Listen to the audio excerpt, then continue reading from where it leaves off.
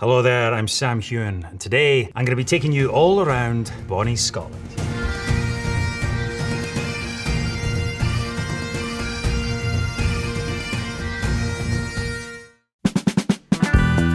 Whilst travelling Scotland, you might hear Gaelic, or indeed even some Old Scots, but here's some slang that we use day to day. This is a beautiful word. I like this word, stravaig, or if you are doing this, you are stravaiging. One of my favourite bars in Glasgow is called Stravaiging. It means to wander, or to go for a wee stroll, normally in the hour before sunset, you know, the golden hour. I love that one. This is an easy one, ken. Now, not everyone in Scotland is called ken, but you'll hear it said a lot. It's actually to know, so I ken. Yes, I know. You ken?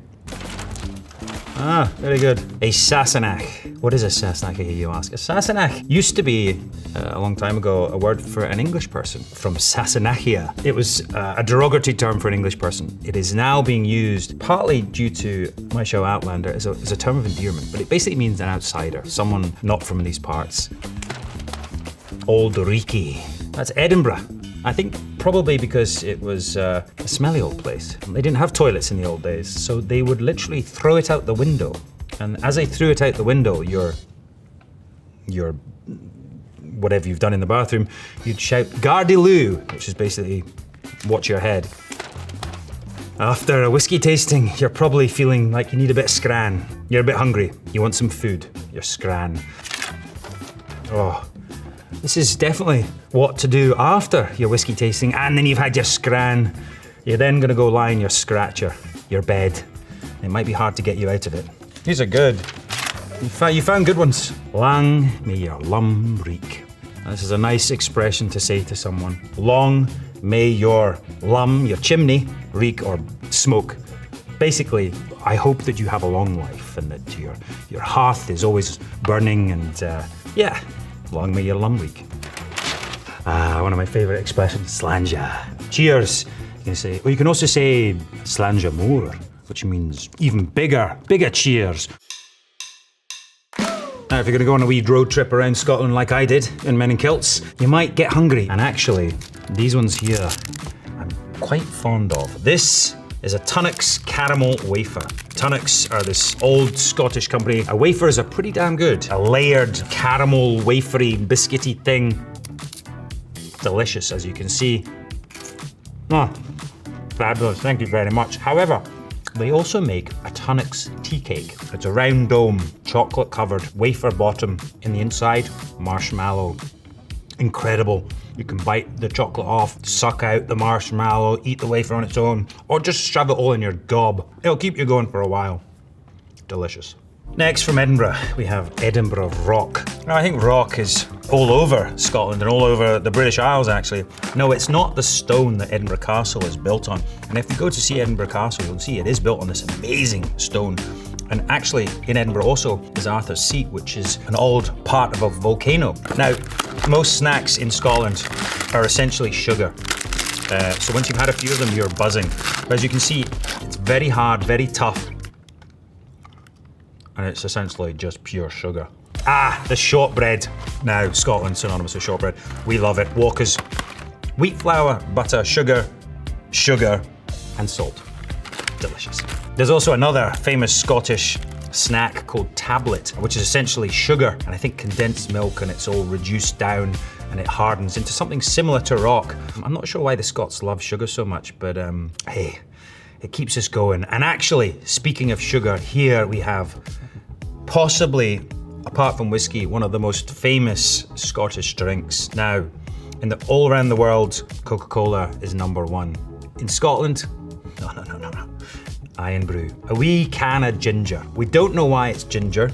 I can't tell you what it tastes like. There's not a single taste like it in the world. The ingredients are basically sugar, citric acid, some sort of flavorings and more sugar. When Iron Brew tried to reduce the sugar in their recipe, there was a public outcry in Scotland. The best thing for a hangover, a wee can of ginger and maybe a wee Tunnocks tea cake. Delicious. It's made from girders, apparently. Made from what? Girders. I don't know. If you're going to come to Scotland, there's one thing you must do, and that is, of course, you must sample the water of life, Ishkaba. That is whiskey. Different regions have different types of whiskey. There's a small island here called Islay. All the whiskies come from Islay are all predominantly smoky whiskey. That's because they tend to smoke the barley with peat. And peat was used to keep houses warm way back when they burnt that. It was like a sort of form of coal. It would keep you warm, but it'd also smell pretty badly. A lot of the whiskies around here, Speyside, tend to be lighter, more sweet. Could be down due to the water there. And lowland whiskies having a sort of resurgence really. For many years, they haven't really been at the forefront of Scottish whiskey, but they're making a comeback. My own personal whiskey, the Sassenach, I can't really tell you where it's from because it's actually 3 different distilleries. If you're in Scotland and you visit one of its many distilleries, you might have a wee whiskey tasting, which is, come on, let's face it, the best part of visiting a whiskey distillery. You'll be greeted by the proud owner, and they might pour you a wee shot, but it isn't a shot. So when you go in there, don't just hammer it back as much as you really want to, and you're probably desperate for one after having walked around the distillery for a few hours. Oh, what you will have smelt when you're walking around is maybe the barley or the spirit. The angel share is what they like to call it. It's the spirit evaporating from the barrels. Well, the first thing to do at your whiskey tasting, you'll probably be given a glass like this. This is a Glencairn glass. You can try whiskey from other glasses, but this one's been specially designed so then it captures the aroma and makes it easier to sample the whiskey. Oh no, my God. When you're smelling the whiskey, do give it a smell. You'll find that you might be able to pick up more notes. And on this, I'm getting butterscotch and honey, earthiness. It's delicious. And maybe give it a swill around. You can see how strong it is from the legs. Similar to wine tasting, you'll see if the alcohol volume is quite high, it'll produce these legs that slowly drip down the glass. You might want to check the color of it, and then of course, the tasting. Don't drink it all at once, have a wee sip, let it sit on your tongue, swallow, and see how long the finish is, what flavors come out. You can't go wrong.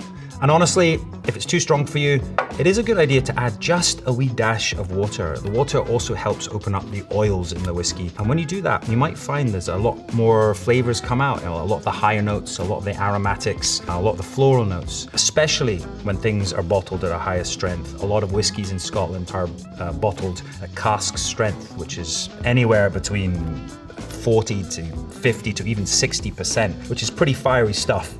This one here, 46. I like a bit of alcohol. Cheers.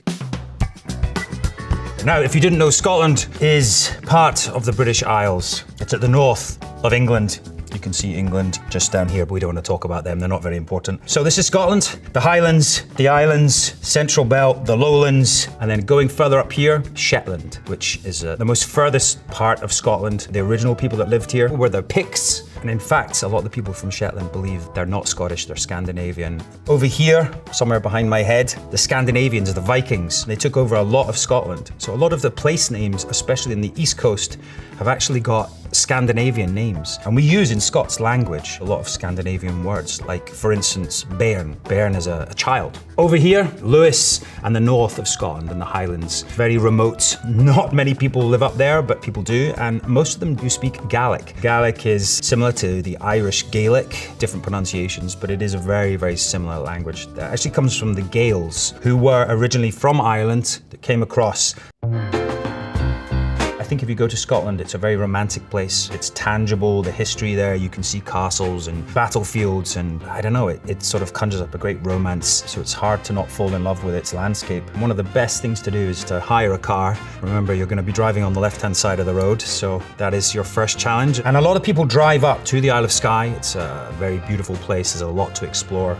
The fairy pools, Old Manor Store, it's such an incredible place, and you can hire yourself a wee bothy, which is a wee house or a cottage to stay in. But on the way, you'll go past some amazing lochs. You'll go past Loch Linney, Loch Awe, Loch Etive, and there's an amazing castle, a very famous castle called Elandonan. It sits on a little island and has a stone bridge going across to it. It's quite romantic, so you should check that out. While shooting Outlander, we have been very lucky to shoot all around Scotland, really. Great castles, great battlefields. Firstly, it would probably be Black Ness, where Jamie Fraser is whipped. This is in Fife, just on the coast near Edinburgh. It's a very dramatic castle set right on a promontory overlooking the Firth of Forth. Very hard to attack. We also have Loch Rannoch, it's a valley. Now this is where the magical stones are that we put there. Next to it is Schiehallion, which is this amazing mountain, the mountain of the Scots, or the mountain of the fairies. It was a very special mountain for the locals there and for the Celts. So if you want to go there, go visit the Stone Circle. However, unfortunately, the Stone Circle isn't there. Our stone circle is made of polystyrene. We put it up there when we're shooting. Another great place that you might want to visit, Culloden Moor. This is where Bonnie Prince Charlie came back to the shores of Scotland and unfortunately lost his battle for independence. Being a Scotsman, you would think I was a proud golfer because obviously St Andrews is the home of golf here in Fife. Very famous place. And I have actually teed off on the old course, but I'm not really a golfer, to be honest. However, I would say there are infinite number of amazing golf courses to experience. From way down in the south in Galloway all the way up to the very tip, you'll find a golf course that's gonna challenge you and give you some amazing, spectacular views. Coming back to Edinburgh, actually, which is the forefront of especially live theatre, not only that, comedy and music, because once a year we have the Edinburgh Festival. It's a very large festival of live performance. It's when the city almost triples in size. There are shows, comedy, theatre, music, touring shows. They all come to Edinburgh and converge, and it really is an amazing experience. The best theatre, to be honest, can be found in Edinburgh. It's where I grew up. It's where I first went to youth theatre at the Royal Lyceum Theatre here in Edinburgh. We've also got the Traverse Theatre, which is also where I did my first professional job, just around the corner. They do a lot more new writing. There are a few places around the rest of Scotland. You've got Perth Rep, which is up here.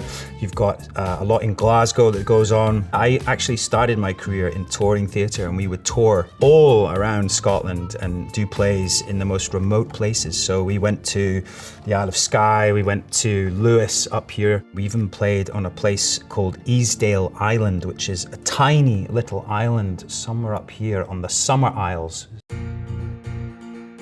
I'm obviously a very proud Scotsman, and when I'm away, I do tend to miss Scotland. The people are very friendly, you'll find, especially the taxi drivers. If you get in a taxi in Scotland, they'll find out everything about your life before you finished your journey. I guess I missed the landscape, you know, it's many lochs and glens, the mountains, the air, the water, soft water.